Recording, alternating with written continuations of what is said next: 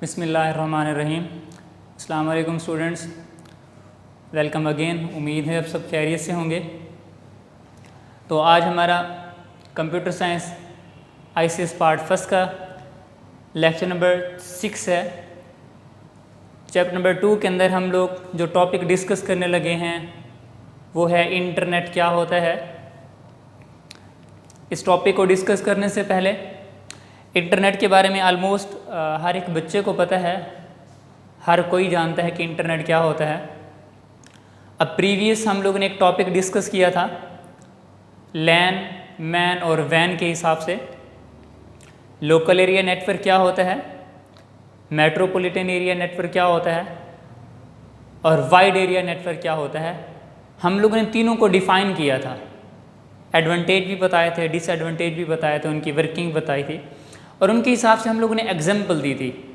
भी local area network हमारे पास लैन जो है उसकी सबसे बेस्ट एग्जाम्पल हमारे पास होती है कि कोई ऑफिस है, कोई बिल्डिंग है, कोई कंप्यूटर लैब है एक इंस्टीट्यूट की।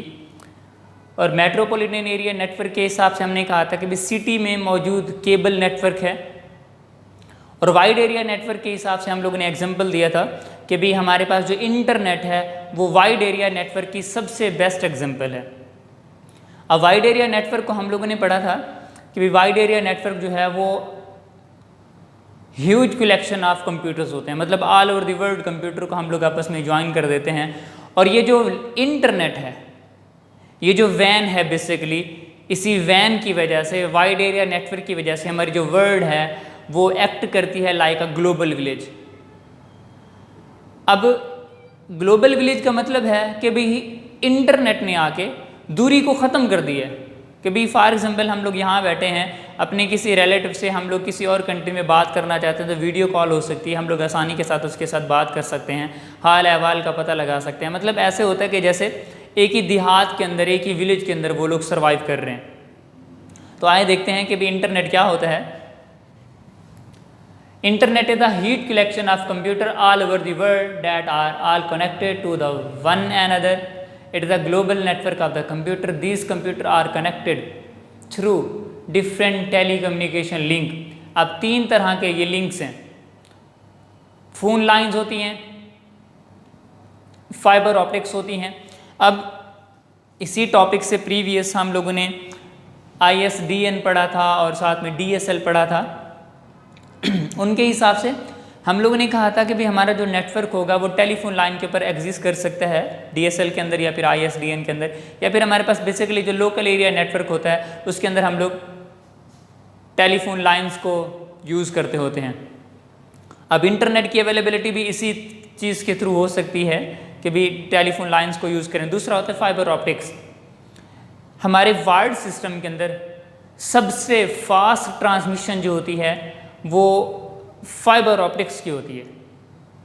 हम लोग अगर कंपैरिजन करें कि भी हमारे पास कोएक्सियल केबल भी है, हमारे पास फाइबर ऑप्टिक्स भी है, हमारे पास ट्विस्टेड पेयर केबल भी है, टेलीफोन लाइन भी है, इन तीनों का जब हम लोग कंपैरिजन करते हैं तो सबसे बेस्ट ट्रांसमिशन जिस लाइन के अंदर या फिर जिस सोर्स के अंदर या फिर जिस मीडियम के अंदर होती है वो हमारे पास फाइबर ऑप्टिक्स होता है।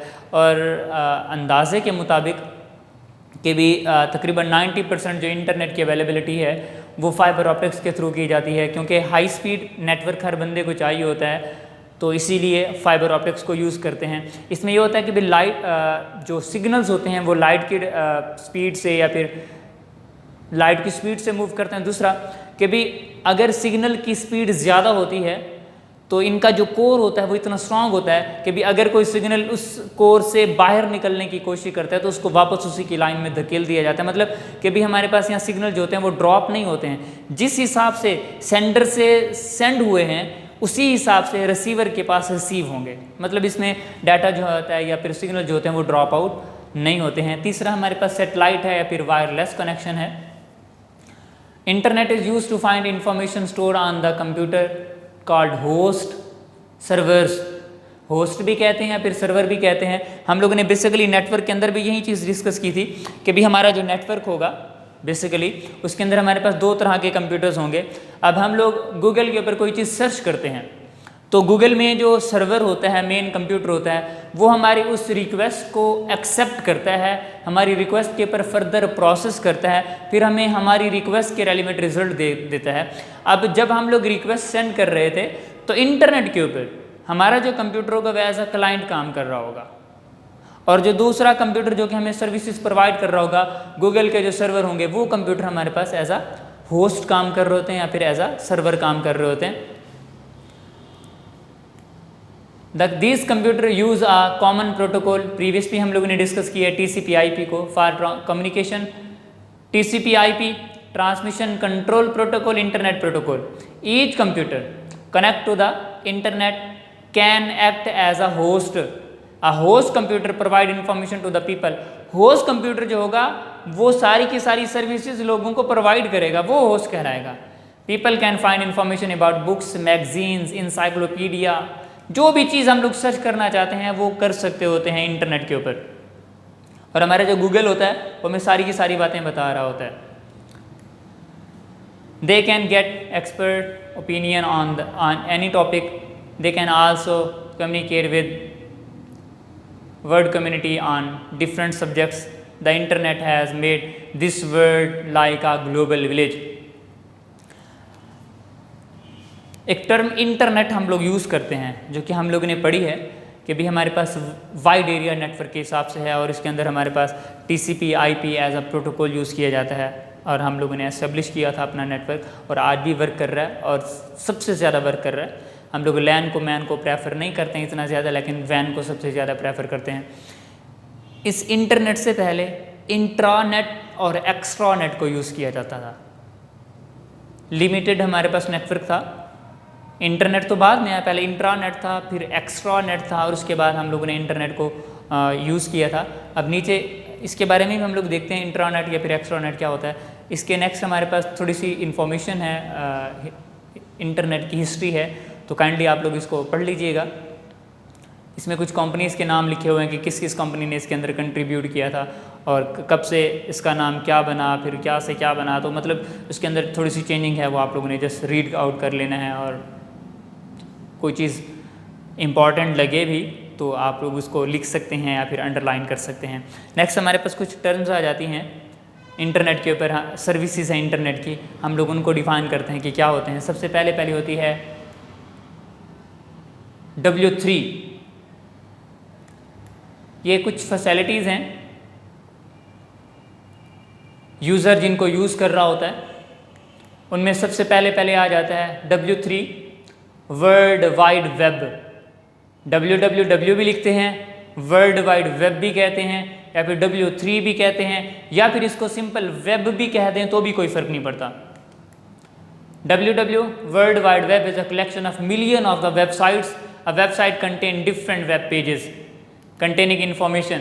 www organize this information in such a way that user can easily search and access the required information.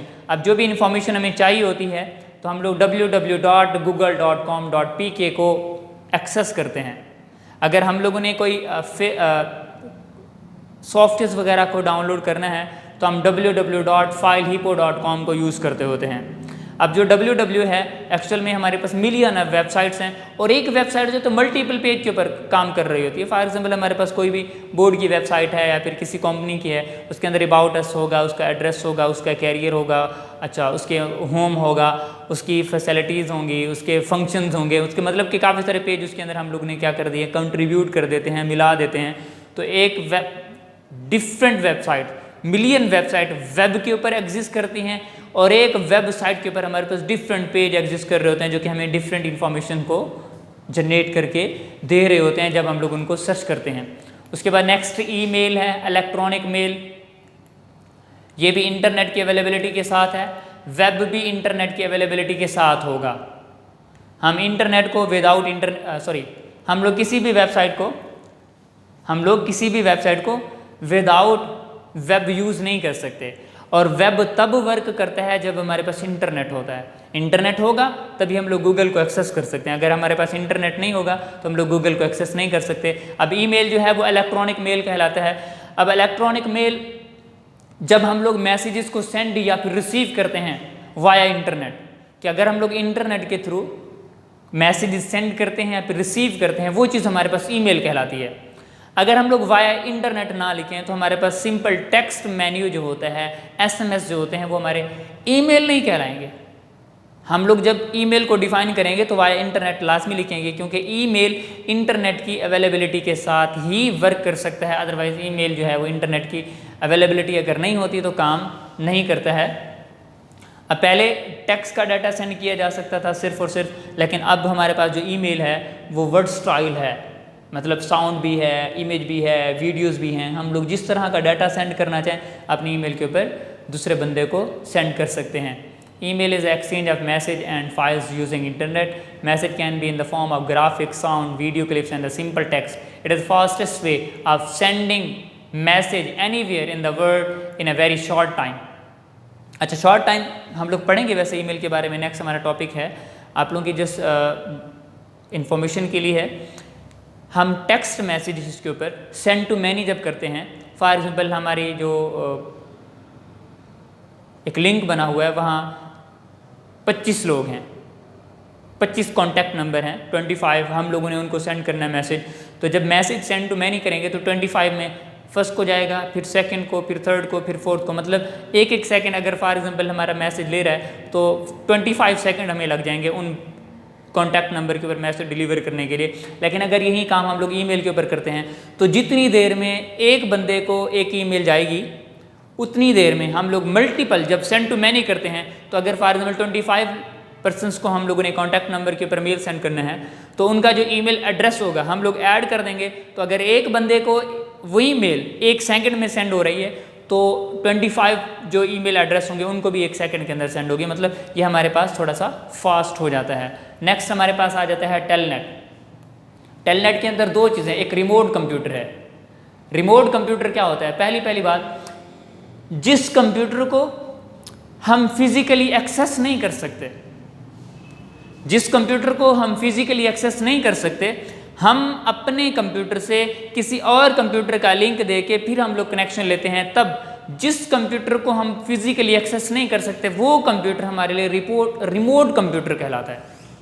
जिस कंप्यूटर को हम लोग फिजिकल एक्सेस नहीं कर पाएंगे वो कंप्यूटर जो है वो हमारे पास रिमोट कंप्यूटर कहलाता है। अब टेलनेट के अंदर ऐसा प्रोसेस होता है कि CLI, दो तरह के इंटरफेस होते हैं। एक होता है CLI जिसके अंदर हम अपनी जो कम्युनिकेशन है कंप्यूटर के साथ जब करते हैं तो कमांड लिख के करते हैं, कमांड लाइन इंटरफेस काम कर रही होती है। दूसरी जो कि हम लोग विंडोज़ के अंदर यूज़ करते हैं वो ग्राफिकल यूज़र इंटरफेस होता है जिसको हम लोग GUI कहते हैं।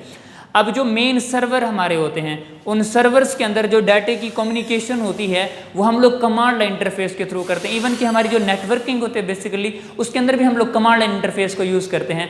जो ग्राफिकल यूजर इंटरफेस है वो यूज़र के लिए तो ज़्यादा ईजी है कि भी अगर बंदा कोई पढ़ा लिखा नहीं है तो भी अपनी विंडो बेस ऑपरेटिंग सिस्टम को, विंडो कंप्यूटर्स को क्या कर सकता है, ऑपरेट कर सकता है। CLI के अंदर थोड़ा सा मुश्किल काम होता है, कमांड्स याद करनी पड़ती है, और मेन सर्वर्स के अंदर भी हम लोग यही काम करते हैं। तो देखते हैं टेलनेट क्या है।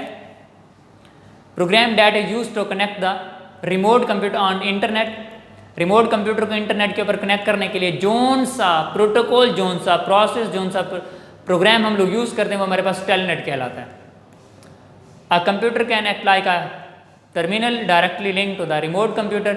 अब हमारा कंप्यूटर जो होगा जिसके साथ हम लोग फिजिकली कनेक्ट नहीं है वो रिमोट कंप्यूटर है। हम अपने कंप्यूटर का लिंक कराएंगे रिमोट कंप्यूटर के साथ, तभी हम लोग इंटरनेट के साथ कनेक्ट हो सकते हैं। It allow a user to log in on the remote computer. The user can log in to the computer and use it as if he is connected to the computer directly.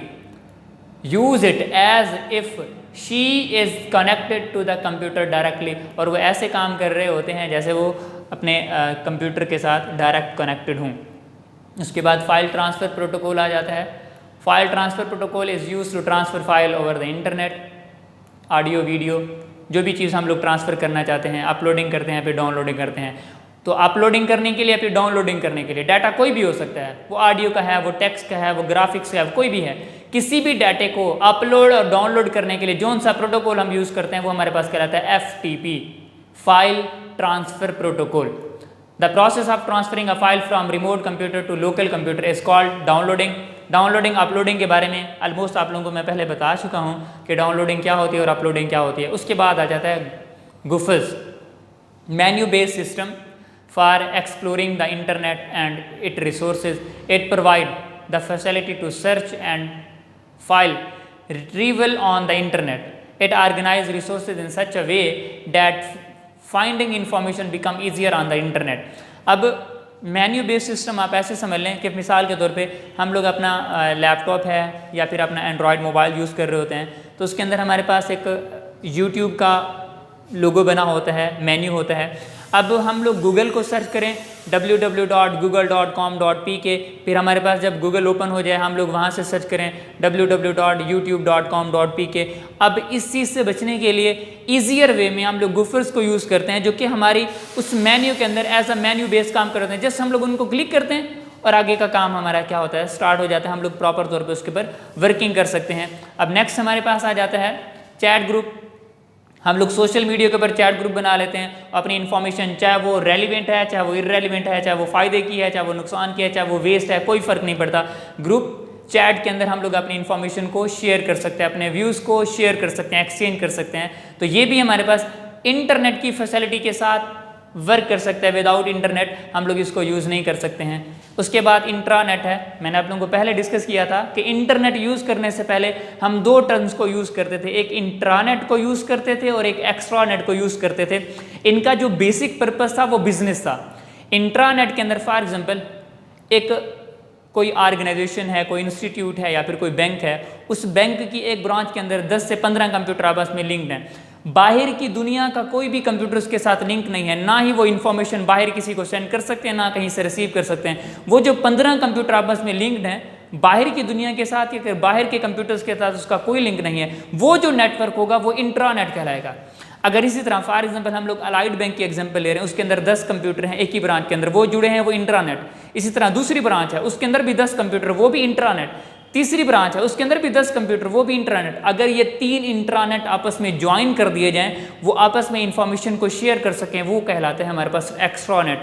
इन दोनों का purpose intranet का और extranet का जो purpose होता है basic, वो हमारे पास सिर्फ और सिर्फ बिजनेस होता है। इसके अलावा हम लोग इसे किसी और पर्पस के लिए यूज़ नहीं करते हैं। Intranet is a private and secure business network. Intranet भी सिक्योर होगा, एक्स्ट्रानेट भी सिक्योर होगा। क्यों? क्योंकि बाहर की दुनिया के कंप्यूटर्स के साथ इसका कोई लिंक नहीं होता, ग्लोबली हम लोग इनको अटैच नहीं करते हैं। It use internet technology to provide information to the employ of the organization. इसी तरह हमारे पास एक्स्ट्रानेट है। Extranet is a collection of 2 or more intranet.